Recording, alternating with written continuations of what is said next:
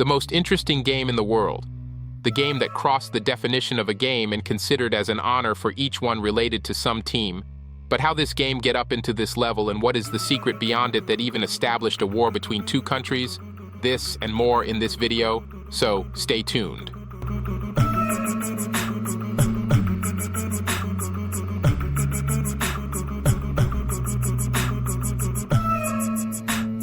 Football's roots go way back, 3rd century BC in China, to be exact.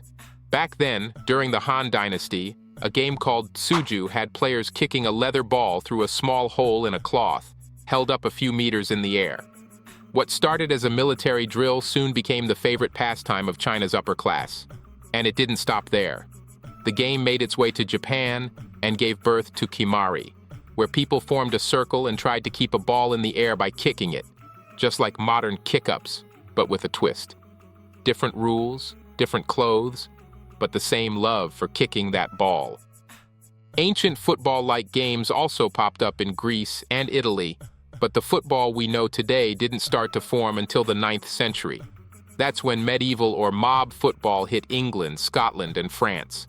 And yep, mob is the perfect word. Entire villages would go head-to-head, trying to move a small object, usually an inflated animal bladder, to a specific location. Anything went, except murder or manslaughter. These matches were rowdy, chaotic, and downright wild. Football was definitely more of a brawl than a sport back then. Rules started popping up that transformed football from a chaotic riot into a real sport. Now, you could only use your feet. There were referees, coaches, goals with goalkeepers, passing and dribbling, all the stuff that makes football what it is today. But there was still a problem. Every school had its own version of the game. At rugby school, for example, they took it to another level. They were all about tackling and carrying the ball with their hands, which led to the creation of rugby and later gridiron football. The evolution of football wasn't just about kicking anymore, it was splitting into different directions. Gridiron football got its name because the field is marked in 5-yard spaces, creating that iconic grid pattern. It's like a mix of chess and a friendly homicide. Meanwhile, football was still evolving, and schools were trying to unify all the different versions of the game. In 1848, the first official set of rules was written down at Cambridge University. These Cambridge rules started to catch on, and by 1863, the Football Association, FA, was founded in London. This was huge. Finally, football had a unified set of regulations, and the sport was ready to take on the world.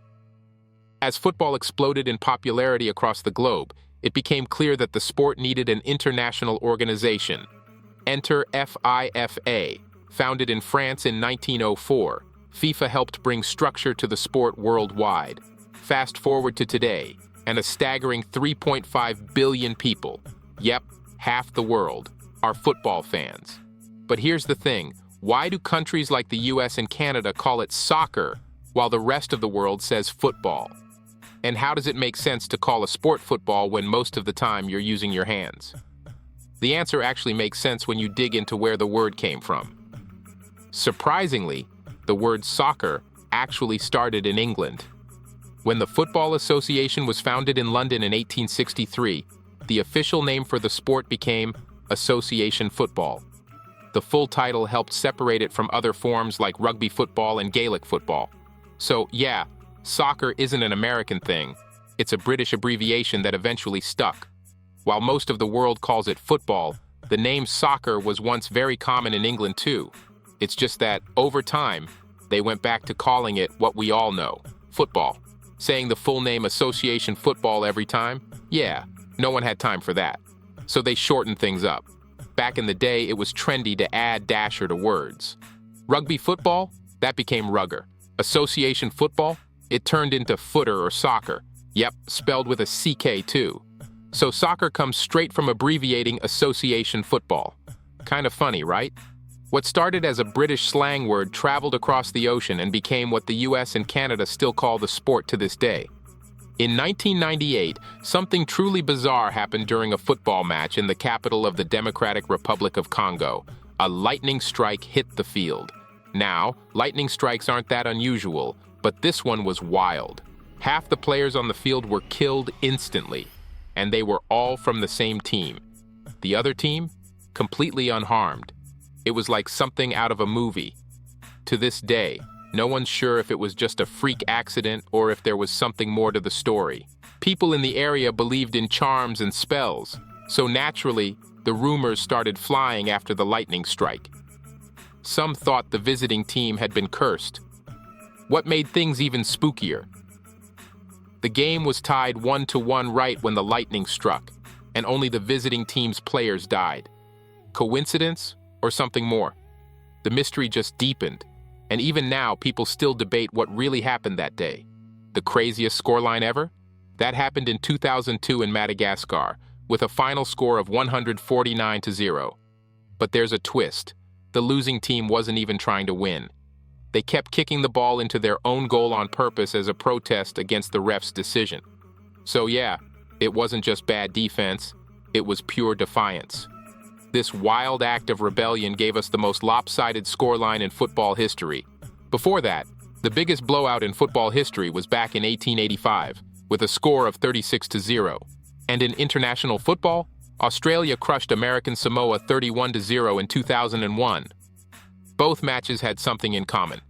The teams weren't evenly matched at all. One side had all the skill, and the other, not so much. These lopsided games became part of football history, showing just how wild the sport can get when there's such a huge gap in talent. For many, football is everything. In countries like Brazil, it's not just a sport, it's practically a religion. And just like with any belief, that kind of passion can sometimes lead to extreme moments. One of the best examples of this is the 1950 FIFA World Cup. Brazil was hosting, and in the finals, they faced off against Uruguay. For days leading up to the match, the Brazilian press and fans were completely convinced that Brazil would walk away as world champions. It wasn't even a question, they were that confident. The organizers were so sure Brazil would win that they already had a victory speech ready to go. But then the unthinkable happened. Brazil lost 2-1 to Uruguay. This shocking defeat became one of the biggest upsets in football history. It hit the country so hard that some fans tragically threw themselves off the stadium stands, and suicides were reported in the days that followed. Brazilian media even tried to deny the loss, acting like it never happened. This infamous event is now known as the Maracanazo, named after the stadium where it all went down. If you think that was dramatic, just wait. The 1970 FIFA World Cup actually triggered a war between two countries. In 1969, Honduras and El Salvador faced off during the qualifiers. Honduras won the first game 1-0 and chaos broke out among the fans. Then, in the second match, El Salvador came back strong and won 3-0, sparking even more violence. The tension between these nations was already high, but football turned it into something explosive. The two nations played a final playoff match, and El Salvador won 3-2. But here's the thing. Honduras and El Salvador were already dealing with a ton of problems before these games, like land disputes, immigration issues, and political tension. Football just became the spark that lit the fire. After losing the final match, Hondurans started attacking Salvadoran immigrants across the country. El Salvador saw this as an act of genocide, cut off all diplomatic ties with Honduras, and launched an attack just 2 weeks later. Football didn't just cause drama, it started a war. The war itself lasted just 4 days before a ceasefire was called. But in those 4 days, more than 2,000 people lost their lives. All of this chaos and destruction over a football match. That's why this tragic conflict is now known as the football war. It's a reminder of how deeply football can affect nations and ignite passions beyond the pitch. Believe it or not, the oldest football ever found is about 450 years old. It was dug up at Stirling Castle in Scotland during an excavation. And what was it made of? A pig's bladder wrapped in cow leather. Talk about old-school football gear. This ancient ball gives us a glimpse into how far the sport has come, from simple handmade balls to the high-tech, precision-designed ones we see today. Here's something incredible. Every time Mexican footballer Javier Hernandez, aka Chicharito, plays a match, crime rates across Mexico plummet. It's like the entire country stops to watch him play, even criminals. Mexican police have noticed that during his matches, crimes like carjackings, muggings, and robberies drop significantly. It just goes to show how much of a hero Chicharito is to his nation. He can literally stop crime with his football skills. And it gets even crazier. Whenever Chicharito plays, Mexico's birth rate actually goes up. That's right, his matches inspire so much joy and excitement that it leads to a noticeable baby boom. Now that's what you call impact. On and off the pitch. Back in 1863, when the Football Association in England laid down the rules, they set the width of the goalposts at 24 feet apart, a rule that's still in place today. But guess what? They didn't set a rule for how high the goal should be.